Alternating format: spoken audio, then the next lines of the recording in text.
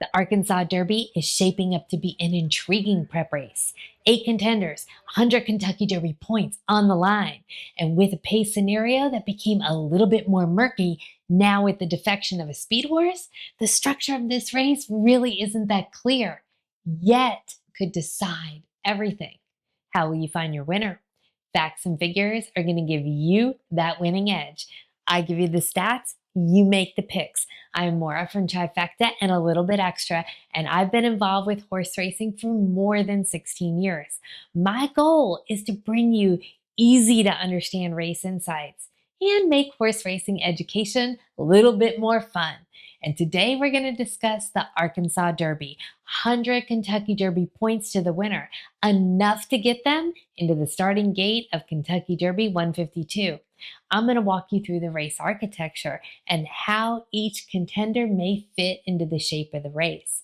But before we get started, I have to remind you this. Horse betting is not legal everywhere. So if you're betting, make sure it's legal. We're going to start with that race architecture. 2 main forces in this race, track design and pace. Oaklawn Park is a 1-mile oval. The race, it starts at the top of the stretch, not immediately into a first turn, and that means horses have time to establish position. And the stretch, long enough for those closers. Think about it, easier to accelerate in that straight line than leaning into a turn. And late runners, they need that runway. Oaklawn gives them that runway. One more note, those outside paths, they've been playing fair, even strong. So outside posts, not at a disadvantage here.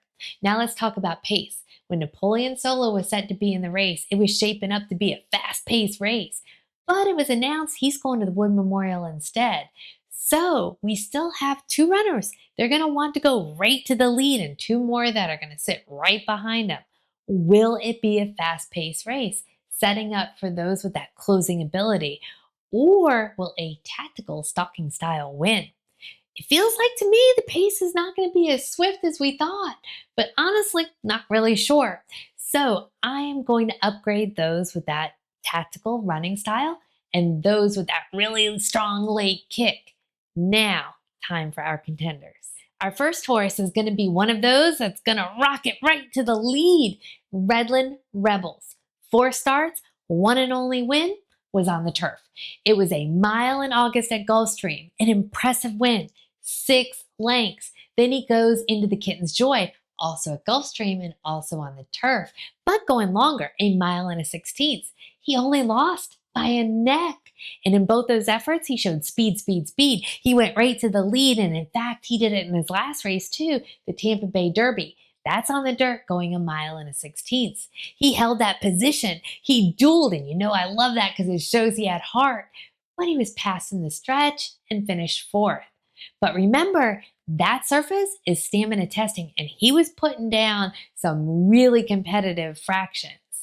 But all in all, his speed rating at 84 is a little bit light compared to some of these runners. There's not much to say if he could get that extra distance. His sire is Uncle Chuck. Uncle Chuck did win at this distance, but he only had 3 starts.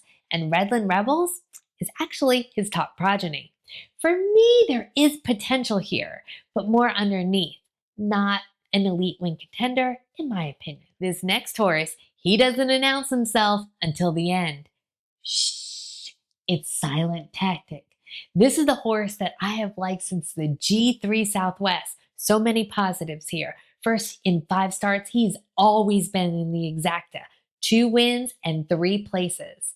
He has track experience here. Last 3 starts are at Oaklawn. He's got speed. The last speed figure in the G2 Rebel, a mile and a 16th here at Oaklawn, was competitive in this field. And he's a closer.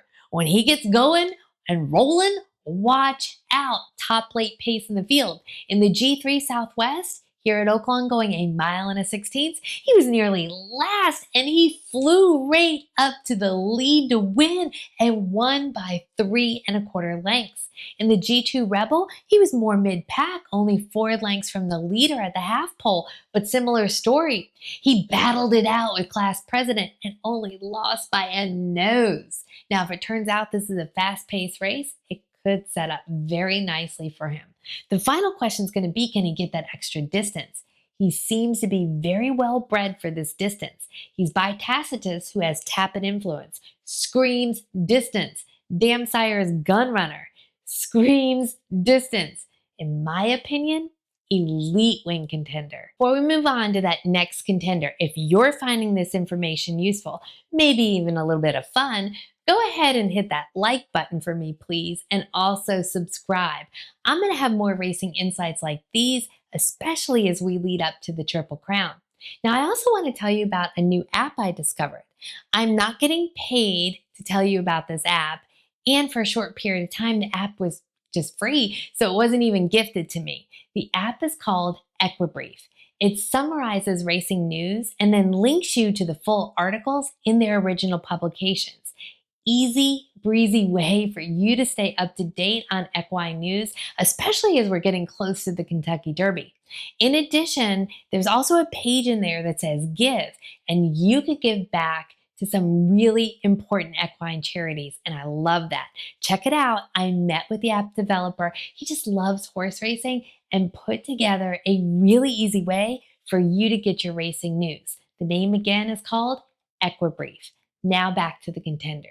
In his last race, unfortunately, it was lights out for him, but maybe he just needed a race underneath of him after taking some time off. Post position 3, Blackout Time. As a 2-year-old, he was extremely talented. He wins a maiden race at Ellis Park by, get this, 9 lengths. Then he comes in second to 2-year-old horse of the year, Ted Noffey, in the G1 Claiborne Breeders' Futurity, with one of the top speed ratings in this field, a 93 buyer. And that was as a 2-year-old.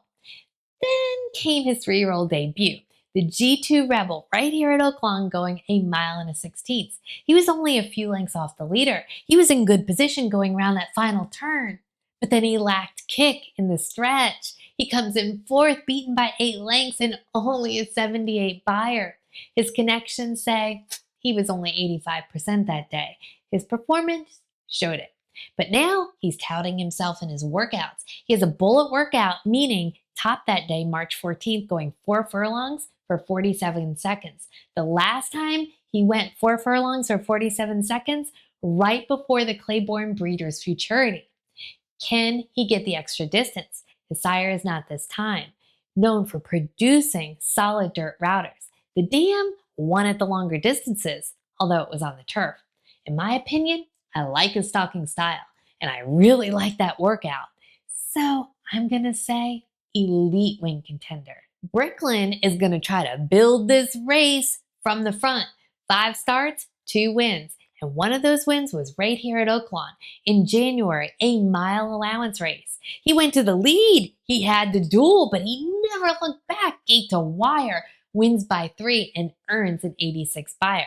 While that's impressive, when he's been up against the classier horses, he really hasn't done that well. In his 2-year-old campaign, he competed in the G3 Street Ends at Churchill Downs, going a 1 1/16 miles. He weakened and finished 6th, 14 lengths behind the leader. Then in his last race, the Sunland Derby, a 1 1/16 miles at Sunland Park, he never came out of 3rd position, losing by 5 1/4 and earning a 78 buyer. What is interesting about that race was he didn't go to the lead, he stalked. So what are we going to see here? Will he be part of that lead pack? Although he's by Nyquist, I really don't see where the extra distance is going to favor him. For me, he's just going to be a pass. Our next horse is looking to do what Emerging Market did just last week in the Louisiana Derby. Win a 100-point prep race with one and only one race underneath of them. Taptastic. Now he won that race here, right here at Oaklawn, which that's a plus. It was a muddy track going a mile. He's off a bit slow. He gets on the rail. Now he is stalking the leaders a couple lengths behind. He makes a move down the stretch, but on the inside. And he gets the win, 81 buyer. There are a couple things I really didn't love about that race, and it's not the distance, because the pedigree does suggest the 1 1/8 miles is in him. Tapit as a sire, that screams distance.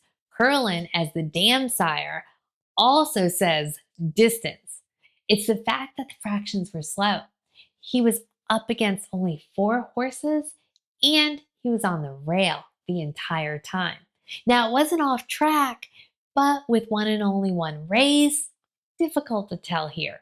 Based on the pedigree alone, he's a wild card, but in my opinion, more for underneath than a win contender. While others may try to build this race on the front end, Renegade style is a bit more rebellious. As your morning line favorite, he's the star of the show. Now, he's been competing in Paladin Shadow until his last race, and Paladin is a leading star on the Kentucky Derby Trail.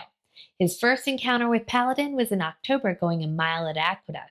He was a bit of a renegade that day. He finished first, but was disqualified for a bump in another horse and technically comes in second to Paladin. Then they're in the Remsen together going, guess what? This distance. This is the only horse in today's field who has already gone the 1.1 miles distance. He misses to Paladin again by 2 lengths, 82 Beyer speed rating. But then comes his 3-year-old debut, Sam F. Davis at Tampa Bay, 1.16 miles. He was in the back of the field. Around the final turn, he makes a move. He launches. He gets the win, 93 Beyer speed rating. So he's been improving, has good late speed. That could be a plus, especially if this is a fast-paced race. He has good overall speed, and he has gone this distance. The question is going to be, can he translate that win from Tampa Bay, which has the trickier surface, deep and sandy, to Oaklawn? But he also did well at Aqueduct, so maybe that question is already answered. Todd Pletcher, he is looking to get his 6th win in the Arkansas Derby, and Irad Ortiz Jr. is here to ride Renegade. He gave up all of his mounts at Gulfstream, including Commandment, just to come here. In my opinion, elite win contender. Now stay with me here because we've got a couple more horses to go through, but I do want to tell you about another way that you can interact with me. I'm putting together an email subscriber list that will alert you to what races am I planning on analyzing, when they're going to drop, behind the scenes looks, and invitations to special events. If you want to be part of my community outside of YouTube, just go to subscribe.trifectaandextra.com or use that QR code right here on the screen. Now, when you do this, I'm going to send you an email. You have to go into it. You have to hit the button in the middle and say, confirm my email to officially get on the list. If you don't see it, just go look to all those areas where emails get hidden. It's your time to get a little bit extra. Our next horse, Exosome, moves up to a much larger ecosystem here. 5 starts with 2 wins. One of the wins came right here at Oaklawn, so that's a plus. An allowance race going 1.16 miles. He stalked the leader, which I do like, and he won. But the speed rating, very light, a 67. His prior efforts support that, hey, he may be overmatched here. But there are a few things to note about that allowance race. He started from an outside post. He had to go wide. He even had to go wide around the far turn, and he still managed to get that win. With the extra distance, he's going to get more time to get into position. His pedigree suggests he could get those longer distances. He's by Candy Ride. Intriguing, has potential, but would need this huge improvement.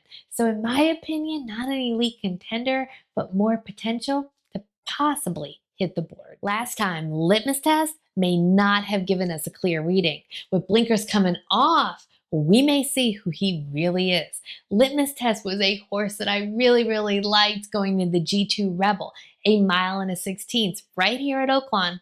It was his 3-year-old debut. In his 2-year-old campaign, he showed so much talent and class.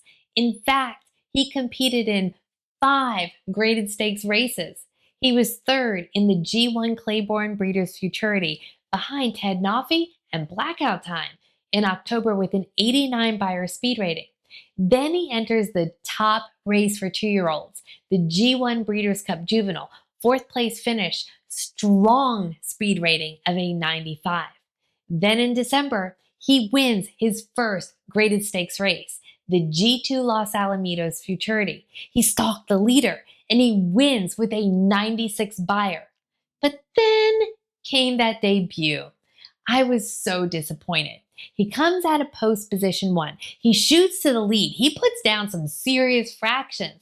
Finishes 3rd, 5 lengths behind class president and silent tactic, 82 Beyer. But for me, my opinion is I got to give him another chance. Blinkers are coming off, and that should relax him. If he could stalk like he did in the Los Alamitos Futurity, I think he's got a better chance. He has the speed, the class. Bob Baffert is looking for a 6th win, just like Todd Pletcher. He's got the pedigree, which suggests longer distances. And the jockey, Francisco Arrieta, is a leading jockey here at Oaklawn Park. In my opinion, elite win contender. Now it's your turn. Who do you like in the Arkansas Derby and why? Drop me a comment below. Are you going to give Blackout Time or Litmus Test a second chance? Make sure you go ahead and hit like and subscribe. Get all your insights you need this Derby season and beyond.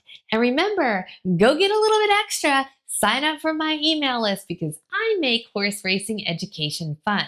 I hope you all find your winner on Saturday and sashay away with your money. Until next time, cheers.